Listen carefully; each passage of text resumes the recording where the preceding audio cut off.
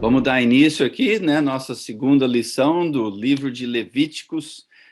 Levítico, o título da série é Aproximando-se de Deus. A ideia de que Levítico está na totalidade da história.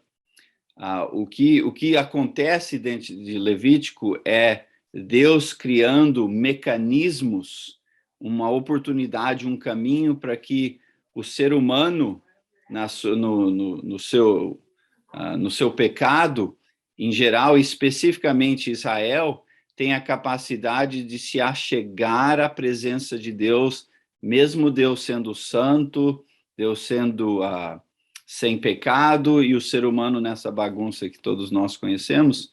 Então, o que acontece em Levítico, em resumo, que a gente introduziu isso semana passada, são mecanismos, mesmo que estranhos para nós. Hoje vamos falar sobre rituais estranhos para nós, eram mecanismos que criavam a oportunidade de Deus estar na presença de Israel, que um povo pecador capaz de se aproximar à presença de Deus. E isso foi, então, a nossa introdução semana passada, e hoje nós vamos entrar ali um resumo de capítulos 1 a 2, ou 1 a 7, falando sobre rituais e os sacrifícios. Então, hoje vamos falar sobre o papel dos rituais de sacrifício. Mais uma vez, se você teve a oportunidade de ler capítulo 1 a 7, tem umas coisas estranhas. Sacrifício e sangue e queimar várias coisas e um processo todo específico. Mas é importante entender isso dentro do contexto daquela época, um contexto já há mais de 3.000 anos atrás. E a prática, os detalhes que você lê em Levítico, tem um paralelo com as práticas do mundo antigo, que tinham o ritual de oferecer sacrifícios aos deuses, sacrifícios que variavam-se em tipo e propósito. Alguns até, olha, o negócio chegava até a situação de oferecer crianças aos deuses, de queimar crianças, de matar crianças, sacrifícios humanos aos deuses. E esses deuses da antiguidade, que era o comum da época, eram vistos como poderosos, mas muitas vezes imprevisíveis, que precisavam ser apaziguados ou para ganhar a sua atenção, a sua aprovação e o seu favor. Então, era algo caótico, difícil, incerto, quando você ia se apegar ou se aproximar ou tentar se achegar à presença do seu Deus, do Deus da sua vila, dos deuses do império. E era uma situação ansiosa, porque a pessoa ali, a tribo, a família, a nação que estava tentando se apegar a esses deuses, era algo que nem já notei aqui, imprevisível, incerto. Algumas vezes você apaziguava e ganhava favor, outras vezes a ideia era de que eles se irritavam, eram que nem seres humanos com grandes poderes. Seres humanos, a gente somos inconsistentes, né? Na nossa ação, na nossa reação, e os deuses da antiguidade eram assim. Então, dentro deste contexto, o que Levítico está abordando tem semelhança com práticas da época, no entanto, diferenças bem importantes, nas quais vamos notar aqui mesmo. A prática do povo de Deus, dentro desse contexto, era para ser diferenciado. Em Levítico, capítulo 18, versículo 1 a 4, a gente lê isso. Disse o Senhor a Moisés: diga o seguinte aos israelitas: eu sou o Senhor, o Deus de vocês. Não procedam como se procede no Egito, onde vocês moravam, Isso já é mais ou menos 1 ano atrás. Nem como se procede na terra de Canaã, para onde eu estou o levando. Não sigam as suas práticas. Então, pensa bem, era um contraste aqui. Eles tinham passado uma totalidade de uns 400 anos no Egito, dentro daquele sistema, grande parte um sistema opressivo, os últimos 100 anos em específico, debaixo da opressão do Egito. E também imagina que tinham sido altamente influenciados pela religião, o paganismo daquela nação, e aqueles métodos de interação com os deuses, aqueles veículos, os sacrifícios, todo aquele processo de interação com os deuses. Então, não é para agir assim ao se achegar a Senhor Deus, mas também, consequentemente, rumo à terra prometida de Canaã, onde havia outros povos, com os seus costumes também, o qual, inclusive, incluía o sacrifício de crianças. Deus já alerta que não é aquela maneira a qual você deve se apegar ou tentar se achegar a mim. Não é nem aqui, nem no passado e nem no futuro. Diferenciado, versículo 4, pratiquem as minhas ordenanças, obedeçam aos meus decretos e sigam-nos. Por quê? Eu sou o Senhor, o Deus de você. Então, mesmo que tenha uma semelhança, porque é um contexto parecido, eram para agir de forma diferenciada no se aproximar a Deus. Que esse é o ponto-chave. Como que um povo pecaminoso se aproxima a um Deus ou aos deuses da época? Então, é tudo isso que tem a ver em Levítico, é com esse contexto. E a maneira diferenciada inclui que os mecanismos que Deus criou, na qual muitos vamos ler aqui em Levítico, inclusive hoje, era um sistema sacrificial diferenciado, porque era um sistema relacional, era uma aliança, um matrimônio, um casamento, uma conexão de Deus com o seu povo de forma relacional, não distante. E era, então, maneiras de se aproximar a Deus de forma expressando a graça de Deus pelo um povo pecador. Era um sistema que era uma expressão externa do desejo interno, tanto da graça de Deus para conosco e da nossa vontade de Israel, a vontade de Israel de, como comunidade, se aproximar a Deus e tratar uns aos outros de forma restaurada e diferenciada. Onde os outros sistemas, por exemplo, eram sistemas onde a pessoa que estava tentando louvar aqueles deuses era sempre algo ansioso, algo discriminado muitas vezes, porque se você não se aproximou de forma correta, Deus pode te amaldiçoar e abençoava outros. Era também um sistema onde muitas vezes havia mortes e sacrifícios humanos, mas diferenciado, porque com Deus eram mecanismos para incentivar, amadurecer um relacionamento, povo com Deus, Deus com o povo. Pensa, por exemplo, hoje, se você está tentando desenvolver um relacionamento com um namorado ou uma namorada, há certas práticas, certos rituais que promovem romance, carinho, que progridem o relacionamento. Normalmente, no Brasil, o que é? Você sai junto, talvez você lá, dia dos namorados, você compra um presente, você vai lá comer uma pizza junto, você vai caminhar, você vai de mão dada. Tudo isso são rituais que no nosso contexto expressa amor e promove um relacionamento. Então, é isso que esses rituais são, só que de uma forma bem, num contexto antigo. Então, vamos ver os rituais. Os rituais.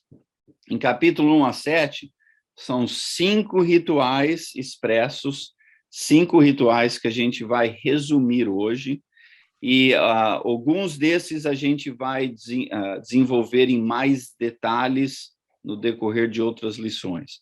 Mas quero dar aqui um resumo. Então, 5. 2 desses rituais eram em geral sobre ação de graça, o povo expressando ação de graça a Deus. 3 dos 5 eram geralmente sobre reconciliação e expiação. O que isso quer dizer? O hebraico é kiper, está escrito kiper. Basicamente, significa cobrir, para cobrir. Vamos dizer assim, se eu fosse aí visitar o Fábio, e o Fábio ia me levar para uma churrascaria, porque tem churrascaria boa, não tem não, Fábio? Churrascaria boa, e a gente ia chegar lá, o Fábio, Júnior, eu vou pagar porque eu sou, né, muito grato a você, você é um grande amigo, então, beleza, obrigado, Fábio. Aí, quando chega na hora de pagar, o Fábio diz que esqueceu a carteira. Esqueceu a carteira. E aí, eu vou kiper, eu vou cobrir o que o Fábio deve. Eu vou reconciliar o que o Fábio deve com a churrascaria. Porque há uma dívida que tem que ser paga. Mas não é só uma dívida entre Fábio e terceiros. É como aqui a diferença é uma dívida, vamos dizer assim, é um relacionamento abalado. É como se você namorando, você faz algo que ofende o seu namorado, sua namorada, o seu possível cônjuge, e aí você vai entrar em certos rituais para reconciliar. Talvez você leve a flor, talvez você pede perdão, seja lá quais forem os rituais que você normalmente usa, mas é isso que são esses sacrifícios rituais. 2 em específico para ação de graças e 3 em geral sobre reconciliação. Expiação é mais uma palavra um pouco mais religiosa, talvez não muito comum no nosso dia a dia, mas o propósito é o mesmo.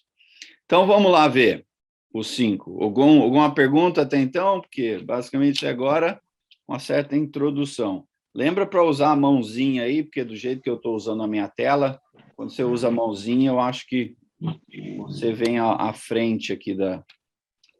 Júnior. Opa! Você pode tirar uma dúvida? Questão de deuses que eles serviam na época. Você poderia me dizer se esses deuses que eles serviam,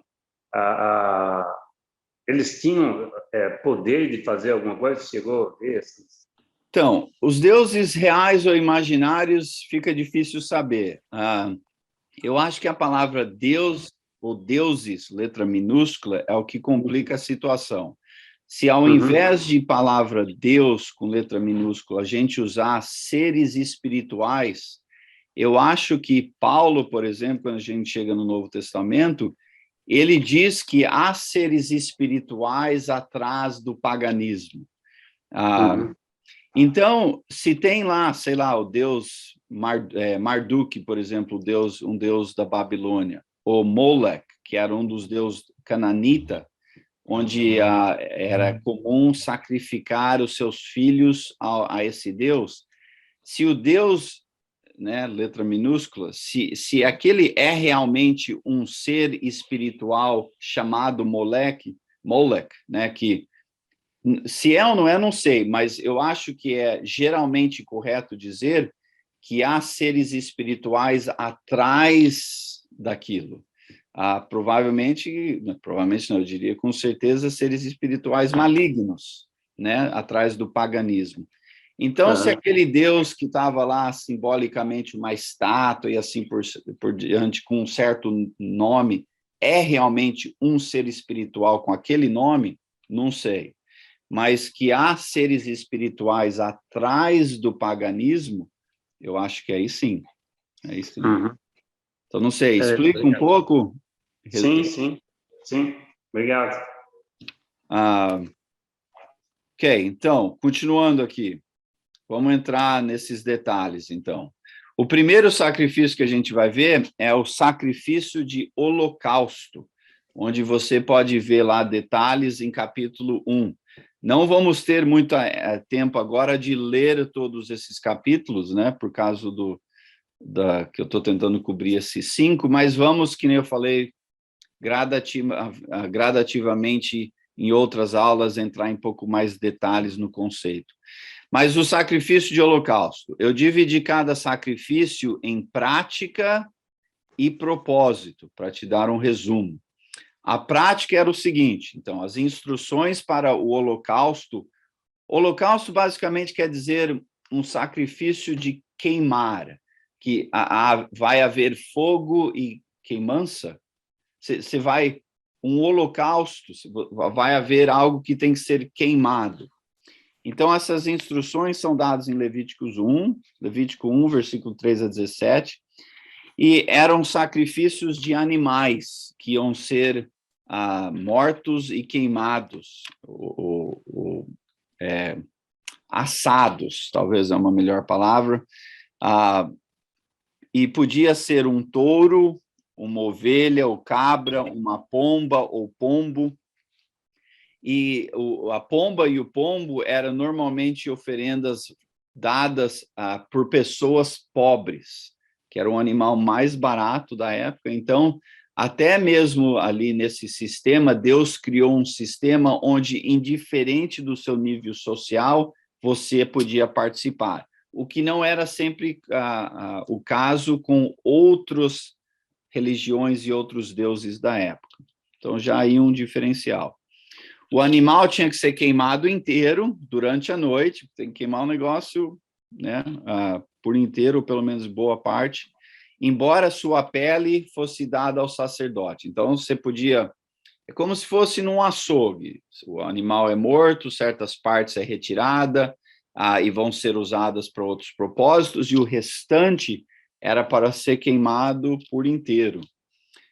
O principal contraste entre o holocausto do Antigo Testamento e o holocausto cananeu, por exemplo, era que os cananeus ofereciam as suas crianças, ou outros, ou servos ou escravos aos seus deuses, especialmente sendo que esse era um sacrifício de expiação, de reconciliação, então tinha que haver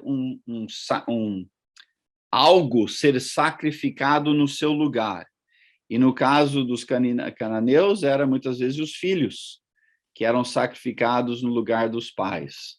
Então, uma prática bem intensa, né?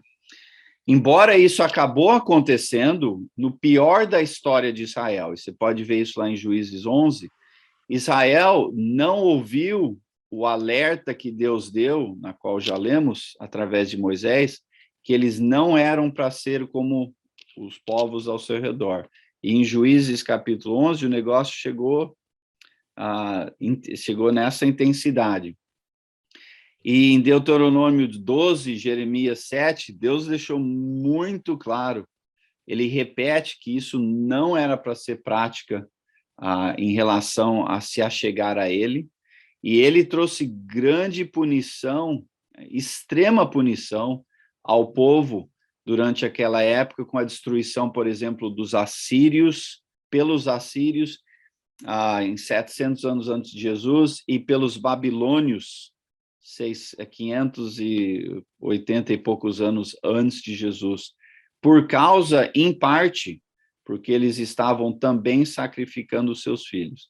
Levíticos, em contraste, são animais que são sacrificados no lugar dos seres humanos. O propósito, como já mencionado, era uma oferta geral de reconciliação por causa de pecado, então a expressão de devoção a Deus. Um povo pecador que está querendo se achegar à presença de Deus, morte é a consequência do pecado, já vimos isso já em Gênesis capítulo 1 e 2. Então, algo tem que morrer, mas pela graça de Deus, não eram seres humanos nem os filhos, mas outros animais que eram sacrificados no lugar do povo. A próxima oferta, ou sacrifício, na verdade, era uma oferta chamada oferta de cereal, e que você pode ler detalhes em capítulo 2. E geralmente era pão cozido, podia ser assado, grelhado, frito, ou até assado de uma forma que você fazia como se fosse cereal amassado e você assa como se fosse uma panqueca. E era sempre temperado, sempre com um certo tempero, mas não açúcar e não fermento. Tá? Então, a ideia de não fermento, na qual, inclusive, até hoje, né, é parte da nossa prática ritual, se eu posso usar essa expressão, do que a gente chama aí da comunhão, né, o pãozinho, aquela bolacha, aquela coisa toda, não é do nada isso volta até aqui, então já é uma prática antiga. Ao contrário de todo o holocausto, apenas uma parte da oferta era para ser queimada, e o restante os sacerdotes iam usar para a refeição deles. Então, era aqui, em parte, uma contribuição, era uma ação de graça a Deus, mas também uma provisão aos líderes religiosos que estavam administrando tudo isso e trabalhando para o povo. Então, era uma combinação, mais uma vez, ação de graça a Deus, obrigado pela colheita, por isso os cereais, que era uma parte bem comum do alimentar deles, e também uma maneira de contribuir para o bem-estar dos servos, né, os levíticos, os servos de Deus, os sacerdotes.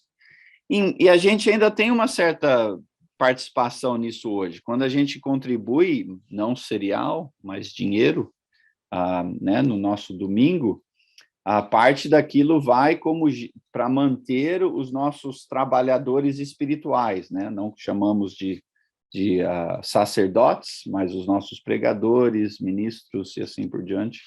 Então, tem ambas essa função, a oferta de cereal. A oferta de comunhão, Levíticos 3. Lá você pode ver mais detalhes, também com mais detalhes no capítulo 7. Isso incluía categorias de oferta, como oferta de ação de graça, Levíticos 7:12, ofertas que eram voluntárias, cada pessoa de forma individual dava além do que esperado, ofertas por movimento, e essa oferta podia ser gado, ovelha, bode, então eram animais, e pode ser macho ou fêmea, mas tinha que ser sem defeito, então parte do melhor que você tinha. E se fosse uma oferta de ação de graças, também podia incluir uma variedade de pães. Né? Tem vários detalhes aqui que a gente podia facilmente se perder neles, mas não é necessário a gente entender todos esses detalhes para entender, por exemplo, o propósito de cada uma dessas ofertas ou sacrifícios. E a oferta de comunhão era para você consagrar, ou em outras palavras, selecionar uma refeição diferenciada do seu dia a dia. Por exemplo, a gente normalmente tem um jantar no passagem de ano, não é? Muitas vezes a gente tem um almoço ou um jantar especial para o dia de Natal. Muitas vezes a gente tem aí uma refeição diferenciada, né? Pelo menos um bolo para um aniversário. Então, são situações, refeições diferenciadas do dia a dia por causa do propósito. E essa refeição em específico era para ser uma refeição em comunhão um com os outros. Então, a gente juntaria aí uma família, 2, 3 vizinhos, convidaria pessoas, a gente se reuniria numa das casas, em preparação para essa refeição. Por exemplo, se a gente fosse fazer um churrasco de Natal, a gente tem que ir lá no açougue comprar carne, claro.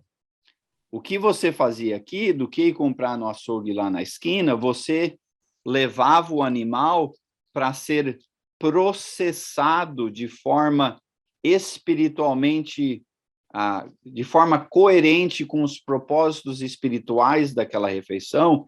Então, você ia no templo e basicamente virava como se fosse um açougue. Eles matavam o animal, tinha um modo todo específico de fazer aquilo. Uma parte era queimada, a outra parte, vamos dizer assim, a parte que você ia fazer para o churrasco, você levava para casa.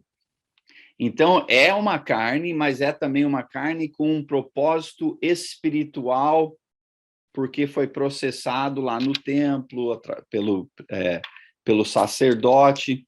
Então, onde no dia a dia você ia lá comprar uma carne no açougue da esquina, ou você mesmo matava o animal e abatia o animal no seu quintal, essa refeição tinha que ser feita diferente. Porque o propósito da refeição é, mais uma vez, você junta amigos, familiares, amigos, e vocês vão ter uma refeição em comunhão, especificamente enfatizando que somos uma comunidade em paz, comunitária, relacional, com prosperidade, porque estamos em união. Em parte, é um dos propósitos do que a gente faz na ceia do Senhor. Por simplicidade, o negócio é mais assim, né? Passa lá o copinho e passa lá uma bolachinha.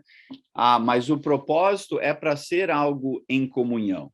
É para enfatizar comunidade, é para enfatizar união, é para enfatizar que juntos somos uma comunidade abençoada pelo sacrifício, nesse caso, Jesus, mas nessa antiguidade aqui, um certo animal que morreu em nosso lugar. Era uma prática bem legal, porque era para desenvolver comunidade, união, ação de graças pela a disponibilidade da presença de Deus nos unificar. Dúvida ou pergunta sobre a oferta de cereal ou essa ideia de uma refeição ou uma oferta de comunhão? Ô, Júnior, Opa! essa oferta de comunhão era deixada um pouco no templo? Você falou que eles levavam a carne para processar e era deixado um pouco lá ou trazia tudo? Não, tinha uma certa parte que ia ser queimada. Normalmente, muito do que você não ia comer, né? Então, a pele normalmente era ou usada, ou ficava para o sacerdote, ou você podia levar, mas era separada, não era queimada. Uma parte da carne ficava para os sacerdotes, que não eram um só, eram vários, para eles, então, poder ter uma oferta de comunhão, né, uma refeição de comunhão com a família deles, e em parte porque nós estamos contribuindo, nós como comunidade estamos contribuindo para isso. O restante se levava para casa para ter essa refeição em comunhão, em comunidade com seus parentes e vizinhos. Irmão Enio, uma pergunta, esse levar para casa não está no capítulo 3, né? Esse levar para casa, no capítulo, sim, é implícito, não é explícito, porque você era para ir, então, ter esta comunhão. Então, você não comia ali, não era uma churrascaria no templo, né? Ali era basicamente onde eles processavam a carne com propósitos espirituais. Então, você saía dali para ir comer essa refeição. talvez, não temos certeza, talvez eles faziam uma refeição várias, assim, com ao redor do templo, mas você ia a algum lugar para comer essa refeição. Assumo que na sua casa ou qualquer outra localidade. Parando com os gaúchos aqui, seria o local de abate só. Isso, aqui no templo seria o local de abate. E abate de uma maneira específica, com um ritual todo, um propósito todo, que era parte da expressão de graças a Deus e que algo está morrendo em mim. Algo está aqui morrendo não só por mim, mas por nós como uma comunidade, então vamos ter essa refeição para lembrar disso. Faz parte desse processo. Irmão. Bom, boa pergunta. Mais alguém? Eu. Opa, diga lá. Pode falar que eu estou ouvindo, Josinis. Eu não entendi direito essa parte do animal grande, como um boi, por exemplo, e um pombo. Sim, a parte do pombo não seria para esta oferta aqui. A parte do pombo seria para uma oferta com propósito individual. Por exemplo, eu preciso ser perdoado para que eu possa ser reconciliado com Deus. Para isso acontecer, algo tem que morrer no meu lugar. E como eu sou uma pessoa pobre, Deus não me exclui dessa oportunidade, porque ele aceita que, no meu caso, eu posso trazer uma pomba. Isso não tinha nada a ver com a refeição, isso era uma oferta em específico para o perdão dos meus pecados.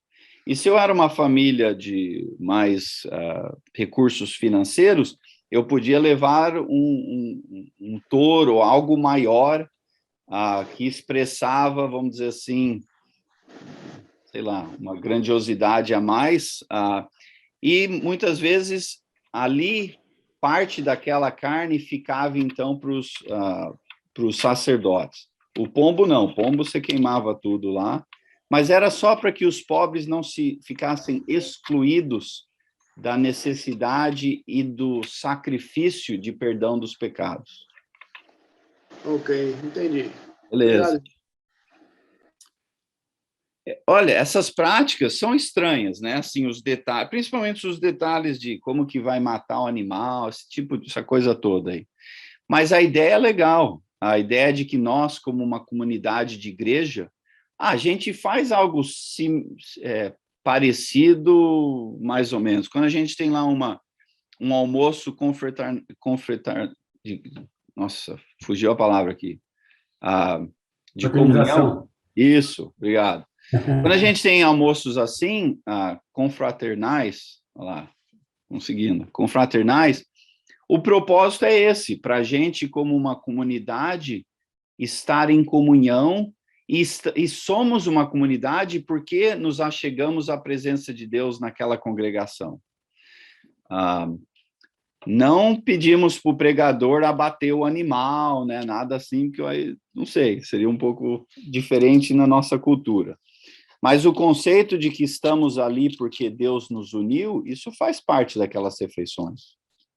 Paulo, diga lá, tá com a sua mãozinha aí ou só estava me ajudando com comentário? Não, estou com a mãozinha aqui. Não, eu só queria saber aqui, eu não estou achando, qual era a frequência com relação a essas ofertas? Olha, isso aí está meio em obscuro, porque depois que o templo foi destruído, mais ou menos 500 e poucos anos antes de Jesus, a frequência era quase que nunca, porque a maioria disso era feito no templo.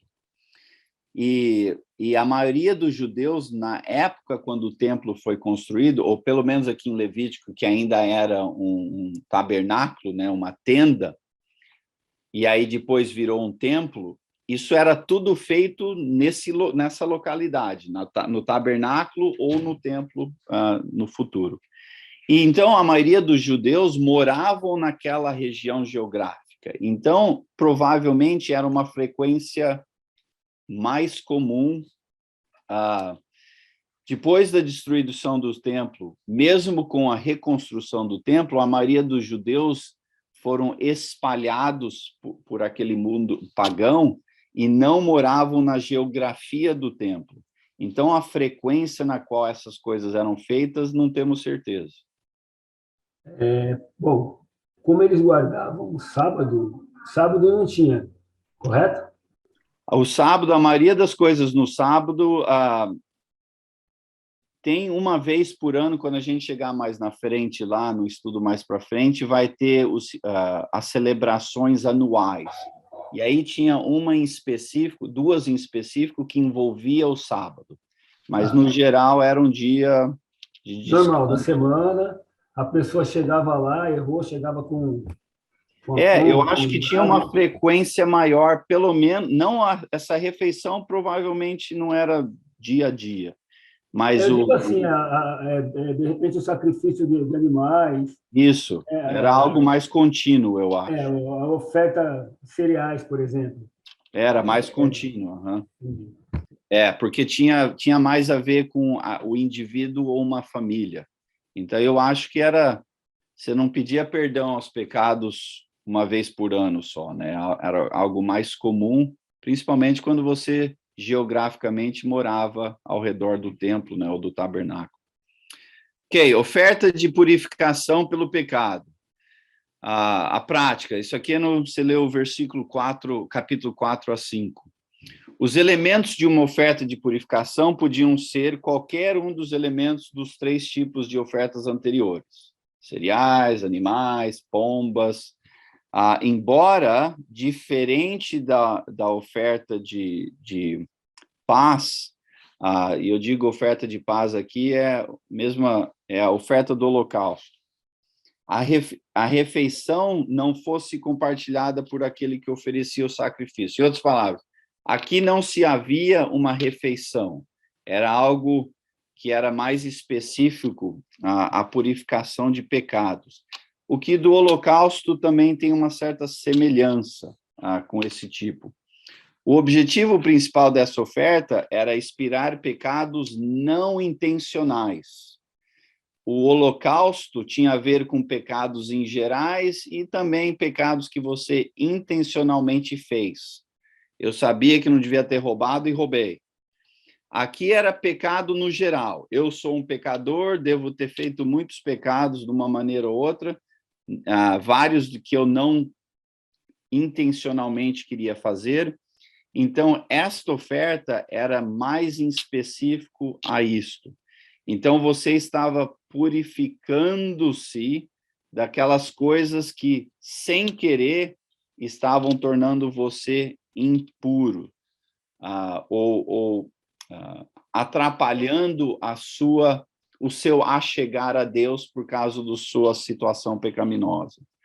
Nós vamos falar em mais detalhes na próxima aula sobre o que é puro, impuro. Então, por enquanto, vamos deixar só na ideia de pecado, tá? Que eu acho que é uma palavra que a gente entende um pouco mais. Uma pergunta, irmão, pode ser? Opa, diga.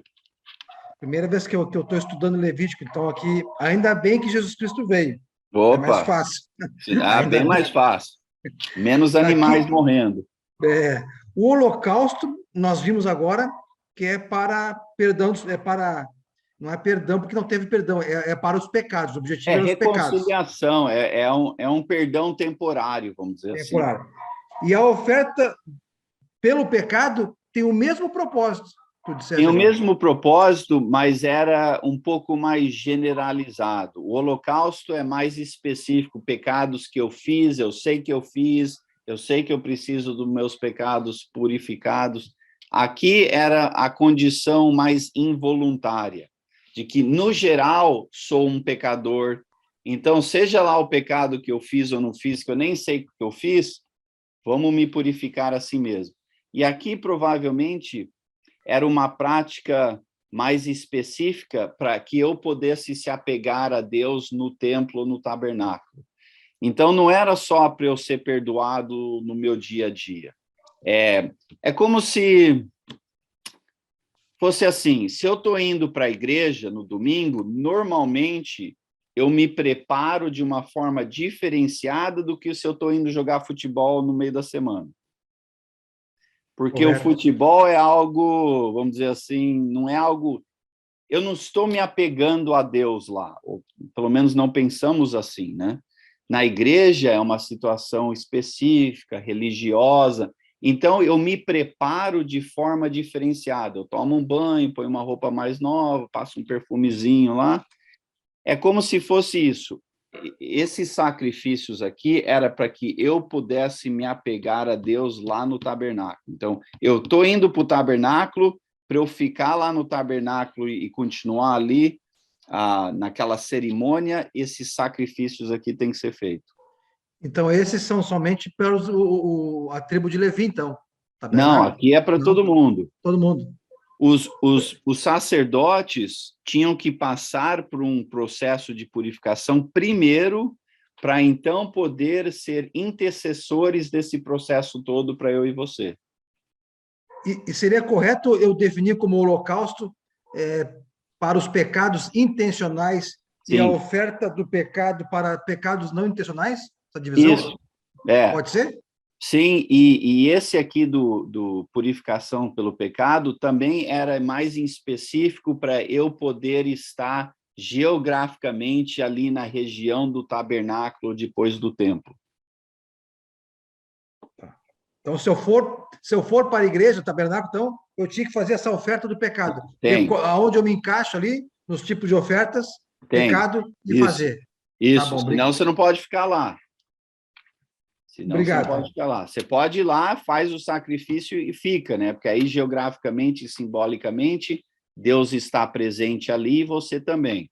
Mas se você não devia ir lá sem ter a intenção de fazer essa oferta de purificação aqui. Graças a Deus, eu e você, visitante, qualquer pessoa, pode ir lá vamos dizer assim, no prédio, porque o prédio não necessariamente representa a presença de Deus. Deus está em nós, né? Então é um pouco diferenciado e, obviamente, em Jesus o negócio é mais bonito. Mas, como eu falei, vai ficar um pouco mais claro detalhes de puro e impuro na aula que vem, e aí a gente vai ver. A final oferta aqui era oferta pela culpa. Como eu falei, essas três que têm a ver com pecado, todas elas têm uma certa semelhança, mas há certos detalhes diferenciados para cada uma. Aqui, Levíticos 5-7, esta foi especialmente uma oferta enfatizando a necessidade de reconciliação, onde uma pessoa poderia consertar as coisas, o erro que fez, trazendo um carneiro do seu rebanho, tinha que ser seu, ou você pagou por ele, tem que ser um custo a você, sem defeito, um dos melhores que você tem ou consegue pagar, para ser sacrificado ao Senhor. O sacerdote ia fazer o processo todo, então você ia lá com o cordeiro, ele ia morrer na sua frente, sangue tinha que ser espalhado de uma maneira específica. E o que faz esta oferta diferenciada do holocausto e também do que a gente acabou de ver aqui do pecado, é que esta oferta também tinha certas implicações práticas. O propósito dessa oferta era fazer reparação pelo pecado que você fez a alguém. Como tal, essa oferta também tinha um valor monetário. E aquele que devia a outro por causa de uma dívida, por causa de um pecado, poderia, então, financeiramente restituir parte do que foi... é como se fosse danos... indenização, essa é a palavra, indenização, quando há danos emocionais... É os famosos danos morais, indenizatórios. Isso, indenização. Então, esta prática, você ia lá, o animal morria do mesmo jeito que do holocausto e da purificação, só que aqui você ia, então, pagar danos morais à pessoa ou família ou entidade que você sentiu que você pecou contra. E, além disso, parte do valor que você ia pagar, 20% ia para o sacerdote, que foi um intercessor entre você e a outra pessoa. Então, devia ter... Irmão, comparando com hoje, seria, então, e hoje iria para o advogado. Hoje seria um advogado. O sacerdote, naquela época, também fazia essa função de intercessão. E, naquele caso, quando se fosse eventualmente algo concordado, você ia lá para concluir aquele processo, aqueles danos, você ia lá, sacrificava um animal, 20% ia para aquele sacerdote que fez a intercessão toda, e aí danos financeiros eram pagos, ou muitas vezes dinheiro ou propriedade, assim, quer dizer, animal, cereais, esse tipo de coisa, mas algo com valor monetário era, então, restituído a outra família, pessoa, seja lá o que for. Interessante, né? Interessante. Hoje em dia, a gente processa pessoas. Talvez, acho que tem certo exemplo no Novo Testamento que ainda devemos tentar pegar alguns irmãos aí com mais sabedoria para ser intercessores entre eu e você, né? Caso tenha alguma dificuldade. Mas interessante, era uma prática interessante. Hoje a gente entende essa prática, mas mais uma vez é no mundo, né, legal. Você vai lá, processa, advogado, danos morais, tem lá, como fala, causas trabalhistas e assim por diante. Aqui era tudo feito ali perante Deus, com implicações espirituais, e através do intercessor, que seria um representante de Deus, no caso, um sacerdote. Legal, né? Diferente. Então, essas 5 práticas rituais, ou sacrifícios rituais, que faziam parte da vida de Levítico, ou do processo em Levítico. Giovanni, está com a mãozinha aí? É a antiga ou está com outra pergunta? Eu acho que a Rose está na frente, viu, Giovanni? Paulo, tá, a sua é nova. A Rose está na frente, depois eu faço. Opa, então desculpa, é que eu só estou vendo um videozinho de cada vez aqui. Diga lá, Rose, desculpa. Boa noite, sem problema. É só uma dúvida.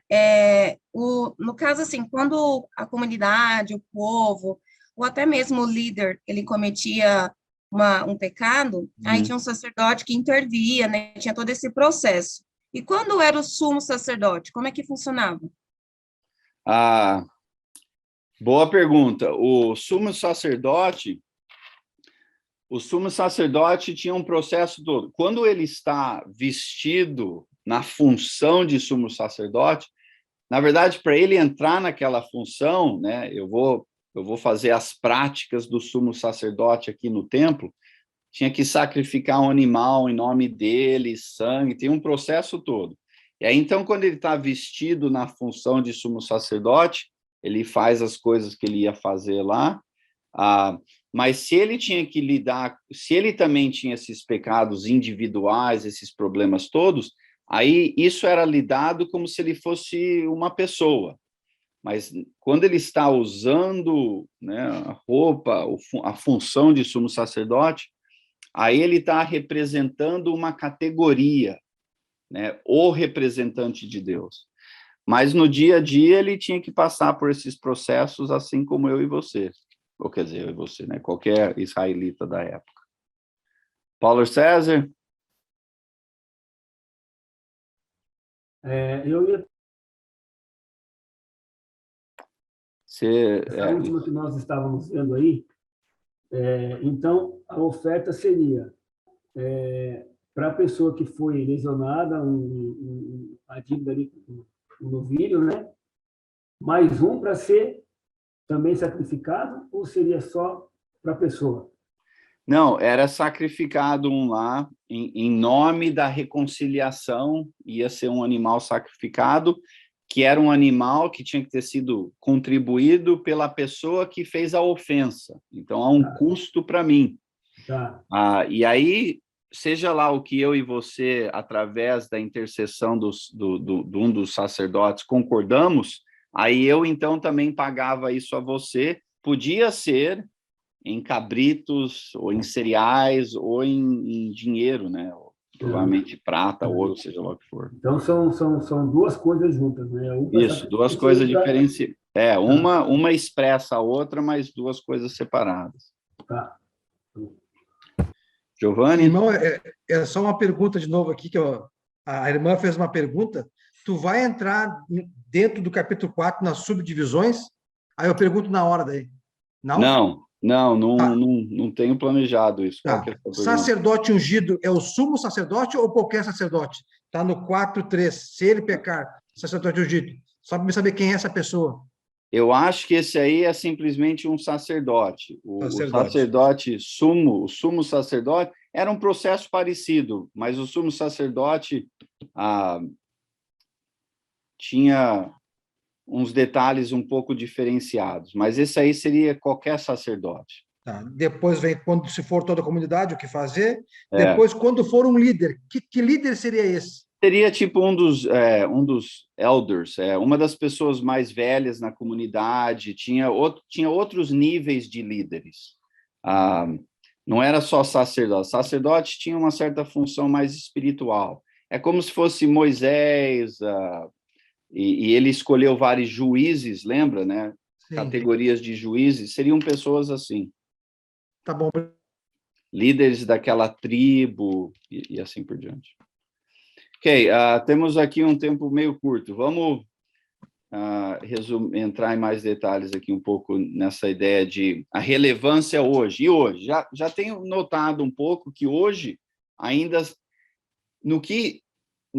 nos propósitos que esses rituais tinham na época, hoje também estamos dentro desses propósitos, mas muitas vezes em certos rituais diferentes. E tudo se desenvolvido em Jesus, né? Então, não temos que ir lá matar um cabrito e assim por diante, porque Jesus já é o que foi sacrificado em nosso nome uma vez por todas, né? Ele é o Cordeiro de Deus. Então, não tem que ter cordeirinhos aí, né? De uma forma mais contínua.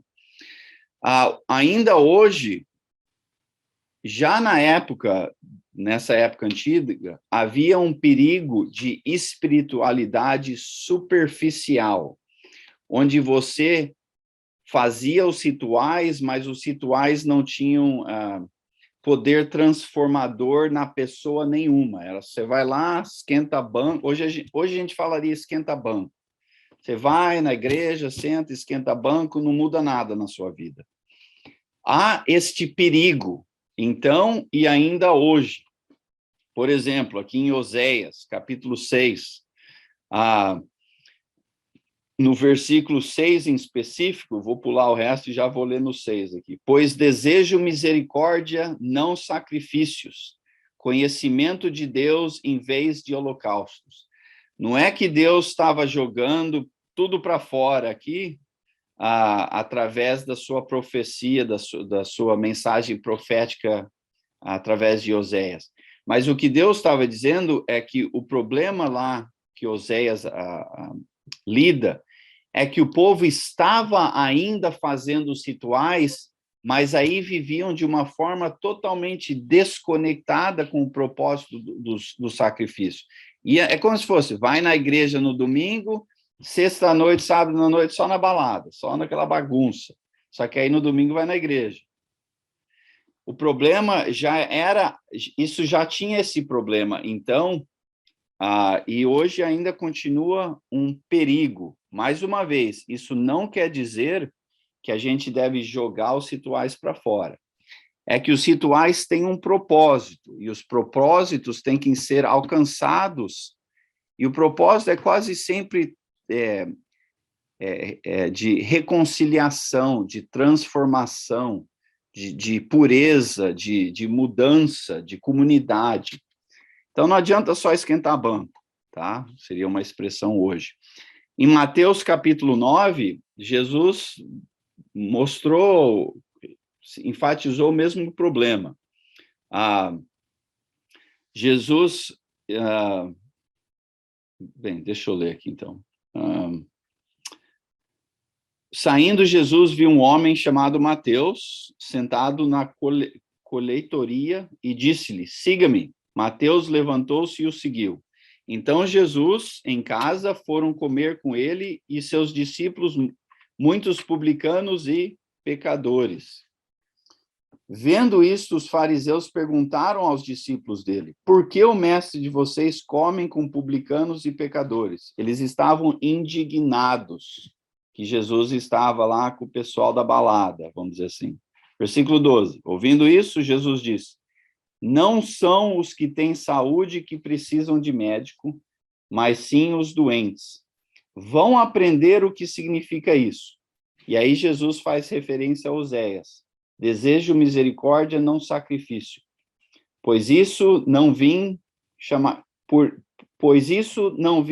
justos, mas pecadores. Jesus usa essa referência em Oséias para dizer que o que Deus está, que o propósito dos rituais eventualmente, essencialmente, uma transformação relacional. O propósito do ritual não é o ritual, é o que o ritual pode fazer, é o veículo pelo qual eu e você vamos ser transformados. Então, só fazer o ritual sem transformação, a gente está marcando o passo.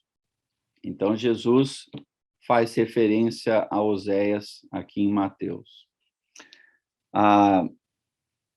Até hoje, temos que continuar que o que Levítico estava fazendo, ou tentando fazer, aqueles métodos, aqueles rituais, aqueles propósitos, em Jesus se alcançaram. Então, não é que aqueles propósitos lá não tinham validade nenhuma. É que em Jesus eles foram alcançados, e eu e você, em rituais que refletem Jesus, como a ceia do Senhor, o batismo, a oração, a comunidade, né? A gente se reunir na igreja, tudo isso são rituais, a gente não usa essa palavra, mas espero que você entenda o que eu estou falando. São rituais em Jesus com propósitos similares ao que Levítico estava fazendo, mas em Jesus, propósitos alcançados e exemplificados na pessoa de Jesus e na comunidade que se agrega ao seu redor. Hebreus fez esse ponto, em capítulo 10, versículo 1 a 4. Hebreus, o autor diz, a lei, falando Levítico e a lei de Moisés, e aquele processo todo, a lei traz apenas uma sombra dos benefícios que hão de vir, e não a sua realidade. Ou, em outras palavras, a totalidade. Por isso, ela nunca consegue, a lei, os sacrifícios, os rituais, mediante os mesmos sacrifícios repetidos ano após ano, aperfeiçoar os que se aproximam para adorar. Em outras palavras, aqueles rituais tinham benefícios limitados. E, eventualmente, aqui diz que se pudesse fazê-lo, não deixavam de ser oferecidos, pois os adoradores, tendo sido purificados uma vez por todas, não mais se sentiriam culpados de seu pecado. Mas claro que foi um processo que se repetia, mas em Jesus solucionado. Giovanni, está com a mãozinha aí?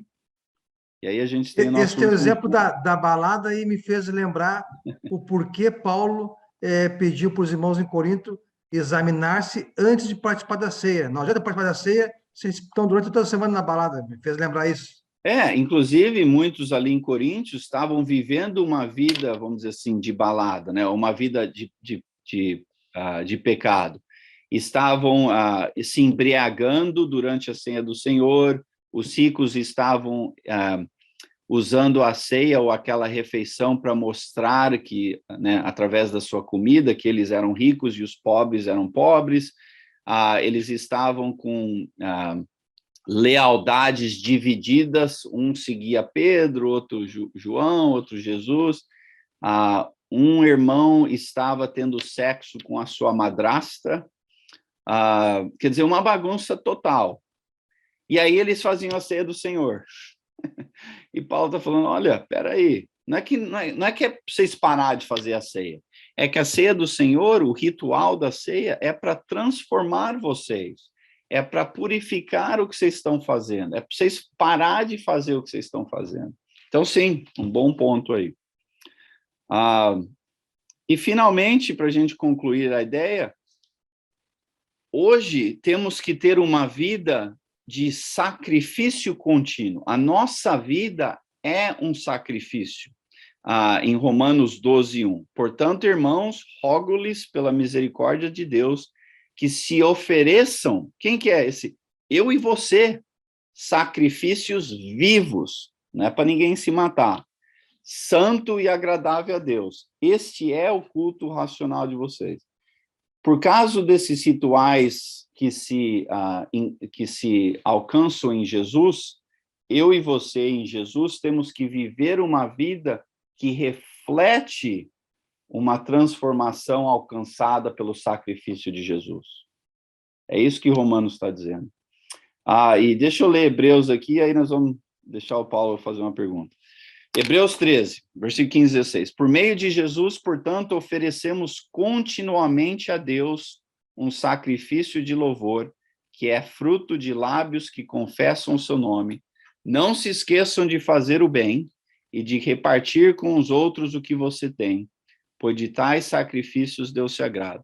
Mais uma vez, o mesmo ponto de Romanos, mas com uma aplicação específica. Devemos ser generosos em comunidade, e isto é uma expressão, ainda hoje, de um sacrifício ritual que Deus quer de nós.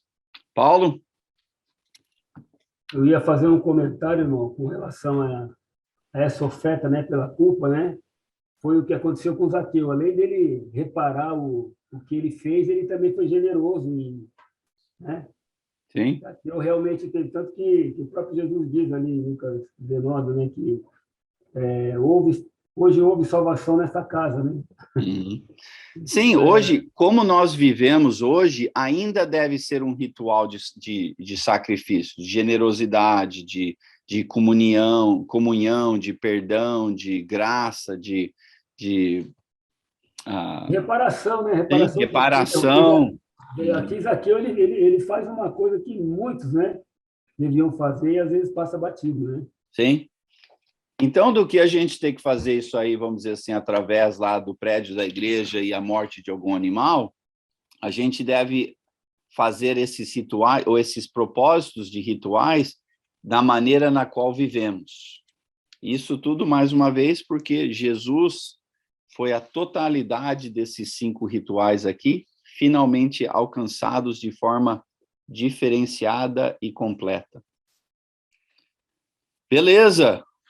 Semana que vem, vamos falar sobre ser impuros e o que isso tem a ver na época e o que isso tem a ver hoje.